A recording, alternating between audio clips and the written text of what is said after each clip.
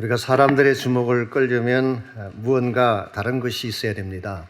모든 것이 평범하고 특이할 것이 없다면 그 사람에게 눈길을 돌릴 이유가 없을 것입니다.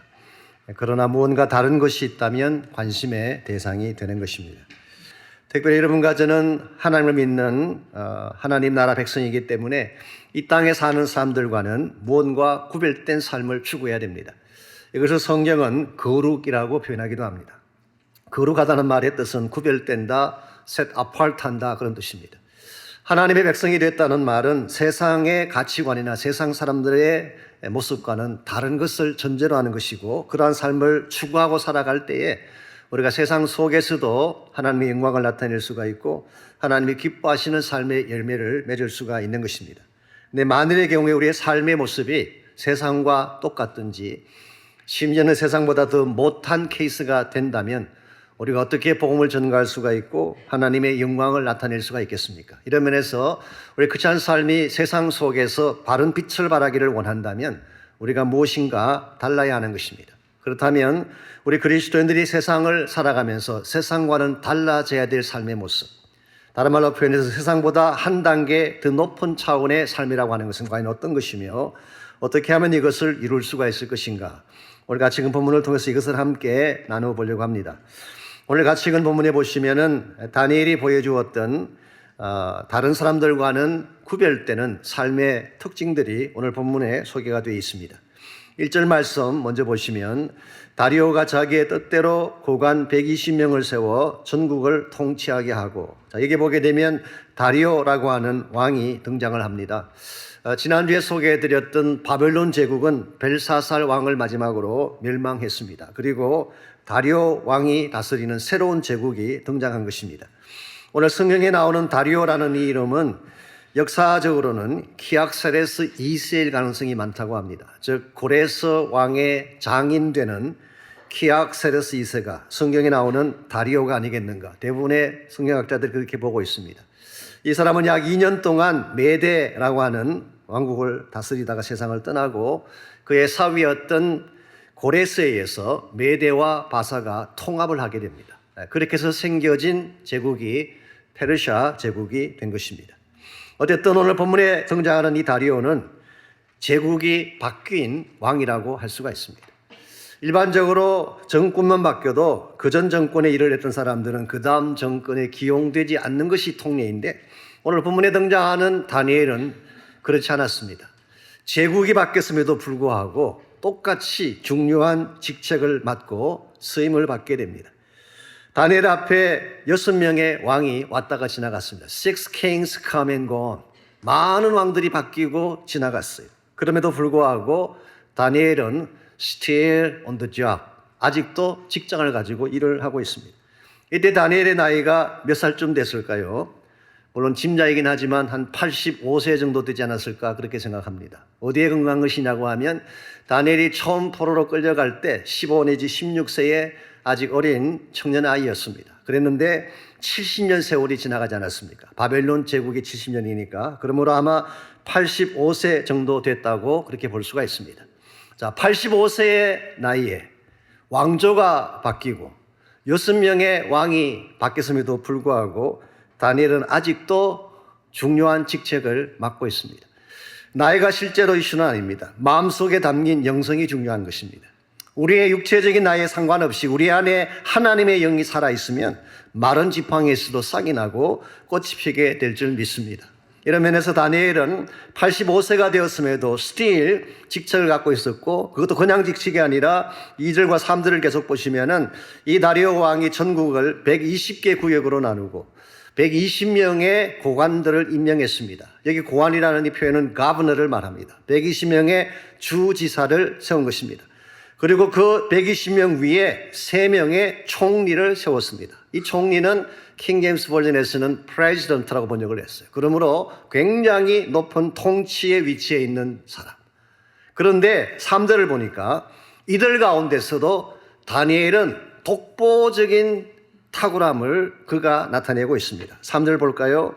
다니엘은 마음이 민첩하여 총리들과 고관들 위에 뛰어남으로 왕이 그를 세워 전국을 다스리게 하고자 한지라. 여기서 고관들 위에, 총리들과 고관들 위에 뛰어났다. 이것을 영어 번역에서는 so distinguished himself among them. 그들 가운데서 자신을 아주 구별되게 distinguish 했다. 그렇게 표현했어요. 여러분에게는 익숙하지 않지만 ESV라고 하는 성경이 있습니다. English Standard Version이라고 하는 그 성경에서는 이렇게 번역을 했어요. He became distinguished above all.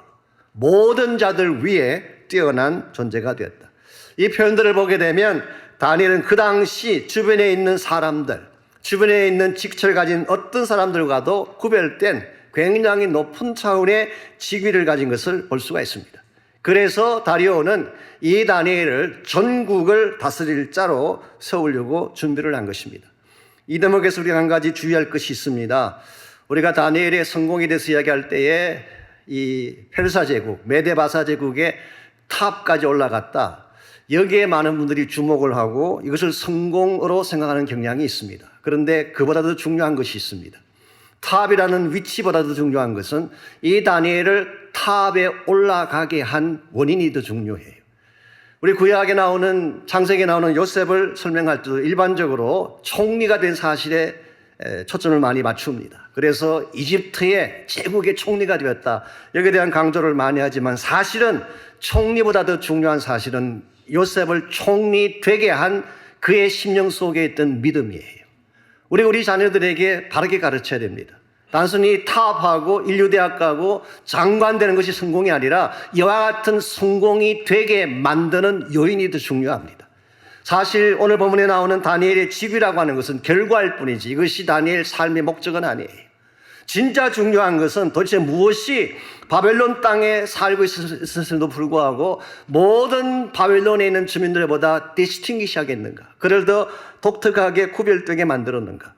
세상 속에 살아가고 있지만 세상을 능가하고 그들보다 한 수 높게 살 수 있었던 비결이 무엇인가? 이걸 여러분과 제가 잘 인식을 하고 정리를 해야지 우리의 삶도 이 세상을 넘어서는 세상을 능가하는 그런 삶을 누릴 수가 있습니다. 오늘 본문에 보시면은 다니엘을 디스팅기시 시켰던, 구별되게 했던 세 가지 특징이 오늘 본문 속에 나와 있습니다. 이것을 하나씩 정리해 보면 우리가 어떤 삶을 추구하면 세상과 구별된 세상을 넘어선 삶을 살 수 있을지 그 비결을 발견할 수가 있습니다. 제일 첫 번째로 다니엘을 구별케 했던 삶의 특징은 그의 성결함이에요. purity. 그의 깨끗한 삶. 그러므로 우리가 세상을 능가하려면 우리 자신이 먼저 성결의 삶을 살아가야 될 필요가 있습니다. 4절을 계속 보겠습니다. 이에 총리들과 고관들이 국사에 대하여 다니엘을 고발할 근거를 찾고자 했으나 아무 근거, 아무 허물도 찾지 못하였으니. 자, 다니엘이 이와 같이 그 제국의 가장 높은 지위까지 올라갈 위치가 되자 총리들과 고관들이 다니엘을 고발하려고 험집을 찾기 시작했습니다. 왜 그랬을까요? 질투 때문일 수도 있을 것이고 어쩌면 하나님의 백성이 잘 되는 것을 마귀가 참아 볼 수 없는 아마 그와 같은 현실 때문일 수도 있습니다. 악한 마귀는 우리가 잘 되는 걸 그냥 두지 못합니다. 마귀의 본성이 참소자이기 때문에 adversary, 뭔가 악한 말을 하고 accusing하고 우리를 분리시키고 고발하는 것이 마귀의 특징이기 때문에 오늘 본문에서도 이 다니엘이 잘 되는 것을 그냥 둘 수가 없습니다. 그래서 다니엘의 모든 삶을 다 뒤진 것입니다. 어디에 험집이 있을까? 요즘 말로 표현하게 되면 신상 털기에 들어간 거예요. 네티즌들이 그냥 별대같이 붙어가지고 출생부터 국민학교, 초등학교, 경력, 위장전입을 했나 안 했나, 투기는 어떤가 다 뒤진 것입니다. 만일 여러분과 저를 이와 같이 신상 털기를 한다면 깨끗할 사람이 있을까요? 아무도 없습니다. 어디엔가 어떤 삶의 부분인가 험집이 발견되기 마련인데 다니엘은 이들이 다 동원해서 그 뒷조사를 했음에도 불구하고 험집을 발견하지 못했어요. 어떠한 허물도 찾지를 못했습니다. 그만큼 다니엘의 삶은 깨끗했다는 뜻입니다. 그래서 5절을 보시면 그들이 추구하고자 했던, 찾고자 했던 유일한 허물이 5절에 나와 있습니다. 그들이 이르되 이 다니엘은 그 하나님의 율법에서 근거를 찾지 못하면 그를 고발할 수 없으리라. 일반 생활 가운데서 그의 도덕성에서는 어떤 흠집도 찾을 수가 없기 때문에 그의 신앙 생활을 건드린 것입니다. 그들은 이미 알고 있었습니다. 다니엘은 유일하신 여호와 한 분만 믿는 하나님의 백성이요, 여호와 하나님께만 기도하는 자라는 것을 그들은 알고 있었어요. 그래서 율법에 의하면은 여호와 외에 다른 신에게 절하면은 율법이 금지하고 있지 않습니까? 이걸 가지고 다니엘을 걸 수밖에 없다. 그래서 다니엘에게서 찾을 수 있는 유일한 허물이 믿음 좋다는 것과 기도한다는 사실밖에 없었어요. 이게 여러분 어메이징하지 않습니까? 오늘 여러분같이 삶은 반대가 아닌가요? 교회 나가는 거 보니까 믿는 사람 같긴 한데, 기도하는 거 보니까 크리스천스러움 느껴지는데, 다른 삶을 봤더니 다 엉망이야. 세상과 똑같아. 때로는 더 못한 부분도 있어. 근데 다니엘은 이걸 뒤집어 놓은 것입니다. 하나님을 바로 믿는다는 신앙과 기도한다는 것 외에는 흠잡을 것이 없는 다니엘. 이게 다니엘을 그 바벨론 제국에서 특출한 삶을 사는 자로 만든 것입니다. 우리 그리스도인에게 이와 같은 삶의 추구가 필요합니다. 흔히 많은 분들이 오해하는 것 중에 한 가지가 은혜로 구원받는 것이기 때문에 죄 짓거나 비도덕적인 삶을 살아도 괜찮다고 생각하는 분들이 가끔 계세요. 물론 우리가 구원받는 것은 은혜로 구원받는 것입니다. 도덕성이나 윤리성이 우리를 구원시킬 수 없습니다. 더구나 우리가 도덕적으로 완벽할 수도 없어요. 그러므로 우리 모두는 하나님의 은혜로, 예수 그리스도의 보배로운 피로 구원받는 것이 맞습니다. 그렇다고 해서 구원받은 후에 우리 크리스천 삶도 아무렇게나 살아도 괜찮은 것일까요? 도덕성에 상관없이, 윤리성에 상관없이 아무렇게나 살아도 괜찮다고 성경이 가르치고 있을까요? 그렇지 않습니다. 성경 어디를 살펴보아도 그런 가르침은 발견되지 않습니다. 여러분 너무나 잘 아는 로마서를 보실까요? 로마서 3장에서 5장까지 사도 바울은 오직 믿음으로만 의롭다 받는다, Justification by faith alone, 이것이 사도 바울 신학의 핵심입니다. 그렇게 주장한 이 사도 바울이 은혜로 믿음으로만 구원받는 것을 강조한 이 사도 바울이 6장에 가서 어떤 말씀을 기록하고 있나요? 그렇기 때문에 죄에 그하여도 괜찮으뇨, 아니라고 했어요. No, 절대 아니라고 했어요. 우리가 은혜로 구원받았기 때문에 아무렇게나 살아도 상관없다, 죄 가운데 살아도 상관없다, 그건 있을 수가 없다고 바울은 선포합니다. 오히려 그는 이렇게 말합니다. 몸의 사욕을 따라 살지 말고 이제부터 너의 육신을 의의 병기로 하나님께 드리라, 그렇게 말씀하셨어요. 이게 성령이 제시하고 있는 크리스천 라이프예요. 예수님께서도 마태복음 5장 14절 이하에 보게 되면 너희는 세상의 빛이라 그렇게 말씀하신 후에 산 위의 동네가 숨겨질 수 없는 것처럼, 사람이 불을 켜면 등경 위에 두지 말 아래 두지 않는 것처럼 너희들의 모든 삶은 드러나게 돼 있다. 그리고 말씀하시기를 이같이 너희 빛이 사람 앞에 비치게 하여 너희 착한 행실을 보고. 예수님의 말씀입니다. 예수님 본인이 착한 행실을 강조하셨어요. 여러분 모두가 이 사실을 놓치고 있어요. 오늘날 많은 복음주의를 지향하는 교회들이 이 부분을 스킵하고 있습니다. 물론 우리가 구원받는 것은 은혜로 구원받는 것이지만, 100% 하나님의 은혜로 구원받은 것이지만, 성경은 동시에 구원받은 이후에 착한 행실을 강조하고 있습니다. 너희들의 그 착한 행실을 보고 하늘에 계신 아버지께 영광을 돌리게 하라, 주님 말씀하셨어요. 오늘 여러분과 저의 삶 가운데 이와 같은 정결되고 세상과는 구별되어지는, 세상보다는 더 높은 차원의 윤리성과 정결성이 없다면 우리가 전하는 복음은 힘을 얻을 수가 없습니다. 두 번째로 우리가 세상을 넘어서려면 이 확신에 대한 확신의 삶이 필요합니다. 즉 가치관에 근거한 확신의 삶. 오늘날 많은 사람들이 환경 따라 흔들리고 세상 풍조 따라 흔들리지 않습니까? 그런데 우리 마음 가운데에 하나님 우리에게 주시는 가치관이 분명하지 아니하면 절대로 이 세상 속에서 바른 선택을 할 수가 없습니다. 오늘 보면 6절에서 9절까지를 보시면 이제 드디어 이 다니엘을 대적하는 대적자들의 책략이 나옵니다. 이 책략은 한마디로 요약하면 다니엘을 제거하는 책략이에요. 다니엘을 엮어서 제거시키기 위한 책략이었습니다. 그때 이 사람들이, 고관들이죠, 총리들과 고관들이 왕을 찾아갔습니다. 그리고 법령 하나 제정할 것을 제안을 했어요. 그 법령의 내용이 7절 하반부에 나와 있습니다.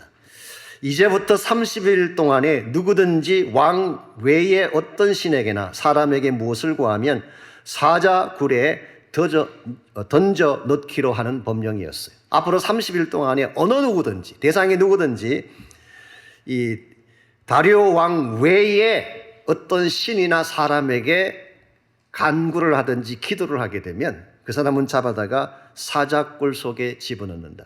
이것은 고대 사회에서 흔히 볼 수 있는 황제 숭배 사상에서 온 것입니다. 고대 사회의 황제는 인간이 아니에요. 그것은 신이었어요. 디비니티였어요. 신이었기 때문에 이 황제를 신성화하고 황제인 당신 외에 다른 어떤 대상에라도 기도를 하든지 구하는 것을 하게 되면 사자굴에 집어넣겠다. 이것은 다니엘의 행적을 잘 알고 만든 함정입니다. 다니엘이 하나님 앞에 가서 정기적으로 기도한다는 사실을 잘 알고, 그래서 이것을 제정한 후에 그것도 좀 부족했는지 8절 말씀 보면은 다시는 고치지 못하도록 왕으로 하여금 도장까지 찍게 해서 irrevocable, 혹시라도 또 이걸 개정하면 안 되니까 개정하지 못하도록 왕의 도장까지 찍게 했습니다. 그러므로 이것은 누구도 빠져나올 수 없는 철저하고 완벽한 함정이라고 부를 수가 있습니다. 그런데 이와 같은 사실을 다 알고도 10절을 볼까요? 다니엘이 어떤 조치를 취했는지. 다니엘이 이 조서에 왕의 도장이 찍힌 것을 알고도 자기 집에 돌아가서 윗방에 들어가 기도했다고 오늘 본문은 밝히고 있습니다. 어떻게 이것이 가능할까요? 이것을 어기게 되면 체포당하고 사자굴에 던져지고 자기의 모든 것이 끝장이 나는데, 이것을 알고도 다니엘은 옛날 하던 방식 그대로 기도의 자리로 나아갔다. 이건 여러분 다니엘의 마음속에 분명한 가치관이 없으면 절대로 할 수 없는 것입니다. 솔직히 말씀드려서 지금이야말로 세상적인 텀으로 말하자면 다니엘로서는 최상의 출세 가도 앞에 서 있는 것 아닙니까? 그 위대한 메대 바사 제국 전국을 다스릴 수 있는 그런 탑 위치에 올라갈 기회입니다. 그러므로 이런 생각도 가능하지 않았을까요? 조금만 컴프로마이즈 하자. 예를 들어서 법령이 풀릴 때까지만 기도를 멈추면 어떨까? 30일 동안 기도하면 안 된다고 그랬으니까 30일만 멈추면 되잖아요. 이런 생각도 가능합니다. 그래, 기도하기는 하되 창문 닫고 좀 프라이빗하게 하면 어떨까? 그래서 몰래 기도하면 들키지 않을 것이니까. 그런데 다니엘은 30일 동안 기다리지도 않고 법령이 제정된 바로 그날 자기 방에 들어가서 창문을 활짝 열어놓고 담대하게 기도했어요. 어떻게 이것이 가능했을까요? 이와 같이 컴프로마이즈 하지 않았던 이유는 다니엘은 처음부터 알았습니다. 이것은 컴프로마이즈 한다고 지나갈 위기가 아니라는 것을 다니엘은 알았어요. 여러분, 지금 죽이기로 작정한 그 사람들이 30일 기다린다고 끝나겠어요? Another 30 days, 또 another 30 days 계속 할 것입니다. 그리고 만일에 다니엘이 이와 같이 컴프로마이즈 했더라면, 몰래 숨어서 기도하다가 발각됐더라면 얼마나 조롱거리가 되고도 비참하게 자신의 최후가 끝났겠어요. 그러므로 이것은 결국 문제 해답이 아니라는 것을 다니엘은 알고 다니엘은 단호하게 결정합니다. 지금 다니엘의 마음속에 가장 중요한 게 무엇인지 아십니까? 출세가 아니었어요. 하나님이 중요했습니다. 내가 지금까지 이루겠던 모든 지위와 모든 소유와 가장 높은 포지션을 다 빼앗긴다고 할지라도 하나님은 잃어버릴 수가 없습니다. 이게 다니엘의 신앙이에요. 이 고백 속에, 이 선택 속에 다니엘의 분명한 가치관이 들어져 있습니다. 여러분, 세상 출세가 좋은 것이죠. 세상 영광도 귀한 것입니다. 그러나 그것은 영원한 것은 아닙니다. 하루아침에 날아가 버릴 수 있는 것입니다. 그러나 하나님은 영원한 하나님이에요. 하나님에 대한 우리의 충성은 영원해야 되는 것입니다. 그러므로 일시적으로 잠깐 가졌다가 사라지게 될 세상의 영광을 붙드느라고 하나님을 버리게 된다면 남는 게 뭐가 있겠어요? 오늘 다니엘의 마음속에는 이와 같은 하나님 중심의 가치관이 분명했기 때문에 설사 그가 가진 모든 것을 다 잃어버리고 심지어 자기의 생명까지 빼앗기는 상황이 온다고 할지라도 그는 세상을 택하지 않고 하나님을 선택합니다. 한 것입니다. 사랑하는 성도 여러분, 이기고 지는 것이 우리 인생의 최대 가치일까요? 세상을 이기고 내가 원하는 것을 내가 장악하고 쟁취하게만 하면 성공일까요? 성경 그렇게 말하고 있지 않습니다. 세상적인 어떤 성공이나 쟁취보다 더 중요한 것이 있다고 말씀하세요. 하나님이 더 중요합니다. 하나님이 소중히 여기는 가치가 진짜예요. 근데 출세하지 못하더라도 정직한 것이 더 중요합니다. integrity. 내가 많은 것을 소유하지 못하고 내가 획득하지 못해도 용납하고 사랑하고 참아주고 희생하는 것이 진짜 가치예요. 오늘 세상이 우리의 어떤 모습 보면서 감동받는지 아십니까? 내가 돈 많이 벌고 내가 권력에 당당하게 올라서는 것을 보고 감동받기보다는 정말 누가 봐도 가치가 없는 사람을 위해서 우리가 희생을 하고 누가 봐도 가지 않을 곳을 향해서 나아가고 그들에게 우리의 그리스도적인 사랑을 보여줄 때 세상은 감동을 받습니다. 마지막 세 번째로 필요한 것이 있습니다. 기도의 삶이 필요한 것입니다. 우리가 이 땅을 살아가면서 이 땅의 답답한 현실에도 불구하고 마음껏 부르짖을 수 있는 기도의 창이 열려 있을 때 우리는 세상을 능가하는 그런 존재로 살아갈 수가 있습니다. 10절을 계속해서 보시면 다니엘의 기도의 삶의 특징이 10절에 자세하게 나와 있습니다. 자기 집에 돌아가서는 윗방에 올라가 예루살렘으로 향한 창을 열고 전에 하던 대로 하루 3번씩 무릎을 꿇고 기도하며 그의 하나님께 감사하였더라. 다니엘은 이와 같은 금령이 내린 것을 알고도 자기 집 윗방으로 올라갔어요. 이걸 보면 다니엘에게는 항상 기도하는 기도의 처소가 있었던 것 같습니다. 그리고 늘 하던 대로 거룩한 습성이에요. 하루에 3번씩 이것이 그 당시 경건한 유대인들이 가지고 있던 프랙티스였습니다. 아침, 점심, 저녁 3번씩 기도했어요. 그리고 그것도 그냥 기도한 것이 아니라 무릎을 꿇고 간절함으로 겸손함으로 어디를 향한 창을 열어놓고 예루살렘을 향한 창을 활짝 열어놓고 하루 3번씩 기도했습니다. 예루살렘은 무엇이 있는 곳인가요? 물론 지금은 회파되고 없어졌지만 한때 하나님의 성전이 있던 곳입니다. 그러므로 그 장소는 하나님을 향한 창이에요. 하늘을 향한 창인 것입니다. 다니엘은 무슨 일이 있든지 좋은 일이 있건 나쁜 일이 있건 위협된 일이 있건 선한 일이 생기든 상관하지 아니하고 every day, 3 times in a day 매일 하루에 3번씩 무릎 꿇고 예루살렘을 향한 창을 열고 전심을 다해 기도했어요.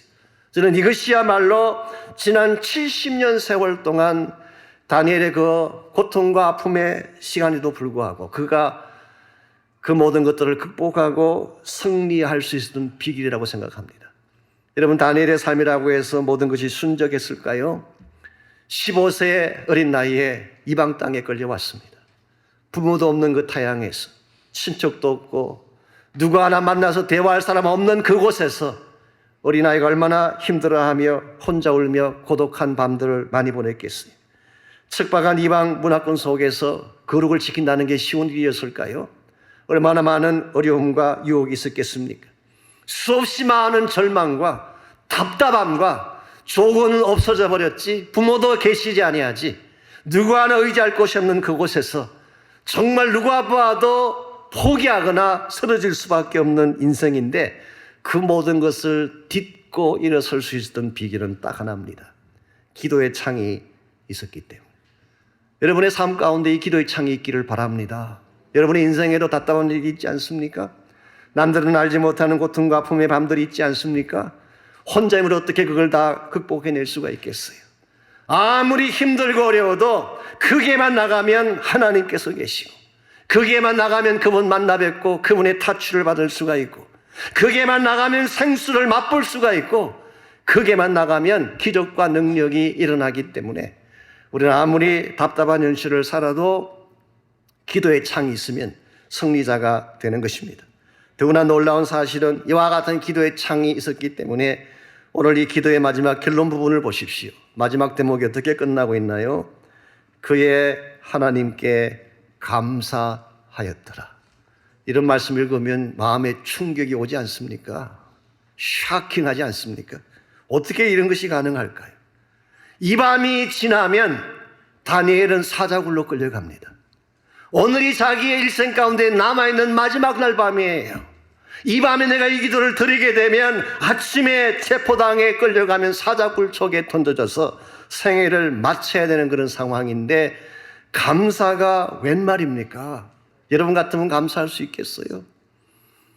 다니엘이 어떻게 이것이 가능했을까? 저는 한 세 가지를 생각해 봤습니다. 아마도 다니엘은 지금까지 지내온 은혜를 생각하며 감사했을 것입니다. 비록 나의 삶 70년 세월 이방 땅에 보냈지만 그동안 나를 인도하신 하나님의 은혜에 대해서 감사했을 거예요. 두 번째로 감사한 이유는 하나님 영광 위에 죽을 수 있다는 사실이 감사했습니다. 그냥 살다 죽을 수도 있고 사울 왕처럼 수치스럽게 세상을 떠날 수도 있는데, 하나님의 이름을 위해서 영광스럽게 죽는다니 얼마나 감사한지. 무엇보다 세 번째로 다니엘은 하나님을 fully trust했기 때문에, 신뢰했기 때문에, 내가 이제 날이 밝아서 이 사자굴에 끌려가서 죽으면 that's okay. 그러나 만일 하나님께서 특별한 방법으로 나를 살려주시면 that's okay too. 지금 다니엘에게는 사느냐 죽느냐가 이슈가 아닙니다. 사도 바울이 로마서 14장 8절에서 고백한 것처럼 우리가 살아도 주를 위하여 살고 죽어도 주를 위하여 죽나니 그러므로 사나 죽으나 우리가 주의 것이로다. 여기에 total trust, 전적인 신뢰가 있습니다. 살아도 오케이, 죽어도 오케이. 나에게 중요한 것은 하나님 품 안에 있다는 사실이에요. 하나님과 함께 이 길을 걸어간다는 사실입니다. 이와 같은 신앙을 가지고 이와 같이 고난의 한복판에서도 감사할 수 있는 사람을 절대로 세상이 감당할 수 없습니다. 승리하게 돼 있어요. 이기게 돼 있어요. 여러분의 인생에도 이와 같은 순간이 찾아올 때가 있습니다. 너무나 아픈 고통 가운데서 내 힘으로 아무리 일어서려고 해도 일어설 수가 없었어. 혼자서 울며 혼자서 좌절하며 쓰러져야 될 그 순간에 여러분에게 필요한 분은 바로 여러분을 일으켜줄 수 있는 코치예요. 그분은 여러분을 너무나 잘 아시고 여러분과 함께 동행할 용의가 있으신 예수 그리스도십니다. 여러분 모두에게 이 코치가 있기를 바랍니다. 우리 인생 가운데 문제가 없는 인생이 있을까요? 눈물이 없고 고독한 밤이 없는 인생이 있을까요? 답답한 일이 없이 모든 것이 형통하기만 한 인생이 있을까요? 마치 다니엘이 지난 70년 세월 동안 그 바벨론 땅에 끌려와서 홀로 보냈던 고난의 세월이 있었지만 그의 가슴 속에 시온을 향한 대로가 열려있고 기도의 창이 열려 있었기에 그것 때문에 성공할 수 있었던 것처럼 여러분의 인생 가운데도 이 기도의 창이 있기를 바랍니다. 무슨 일을 당하든지 포기하지 마시고 기도의 창으로 나가시고 능력을 가지신 하나님의 손길을 붙잡고 부르짖고 간구하시기를 바랍니다. 하나님 반드시 도와주시고 이렇게 세워주시고 다시 뛰게 하시고 다시 여러분에게 성공과 승리를 안겨주실 것입니다.